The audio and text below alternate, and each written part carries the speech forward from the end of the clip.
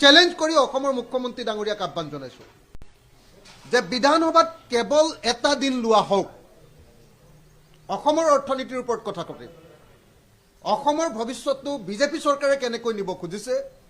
আৰু আসলতে অসমৰ ভৱিষ্যত কেনেকুৱা হোৱা উচিত মাত্ৰ এটা দিনৰ কাৰ্যসূচী লওক আমি প্ৰত্যাহ্বান জনাই আমি চ্যালেঞ্জ কৰি অসমৰ মুখ্যমন্ত্ৰী ডাঙৰীয়াক আহ্বান জনাইছো আৰু সেই যি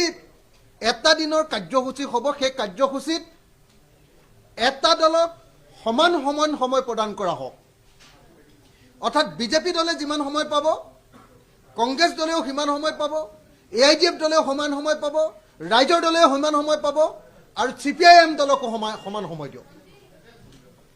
প্ৰত্যেকটো ৰাজনৈতিক দলক সমান সময় দিয়ক আমি বিজেপি চৰকাৰৰ মুখা খুলি পঠিয়াম এটো স্পষ্ট ঘোষণা বিজেপি চৰকাৰৰ মুখা খুলি পঠিয়াম কালি আমি ৰাজ্যপালৰ ভাষণৰ প্ৰত্যুত্তৰত কৈছিলো আমি কৈছিলো যে অসমৰ অৰ্থনৈতিক অৱস্থা 2016 চনৰ পৰা 2024 চনলৈকে সামান্যতম ভাল হোৱা নাই আমি দেখুৱাইছিলো যে পাৰ কেপিটা ইনকাম আজিৰ দিনটোত অসমৰ এজন মানুহৰ বছৰি ইনকাম হল গড় জনমূৰি আয় হল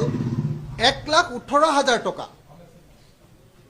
সেই সময়ত আপোনালোকে সকলোৱে জানে যে গোৱাৰ নিচিনা এখন ৰাজ্যৰ আজিৰ দিনটোৰ পাৰ কেপিটা ইনকাম 5 লাখতকৈ ওপৰত আমাৰ ওচৰৰ সিকিমৰ নিচিনা ৰাজ্যৰ পাৰ কেপিটা ইনকাম 4,80,000তকৈ ওপৰত আৰু আমি দেখুৱাই দিছিলো যে পাৰ কেপিটা ইনকামৰ ক্ষেত্ৰত 2016 চনত অসমৰ অৱস্থান ভাৰতৰ 34খন ৰাজ্যৰ ভিতৰত 17 নম্বৰত আছিল আৰু আজিৰ দিনটোতো 17 নম্বৰ পাৰ কেপিটা ইনকামৰ ক্ষেত্ৰত অকণমানো ওপৰলৈ উঠিব পৰা নাই মুখ্যমন্ত্ৰীয়ে এই প্ৰশ্নৰ উত্তৰ দিবলৈ সক্ষম নহল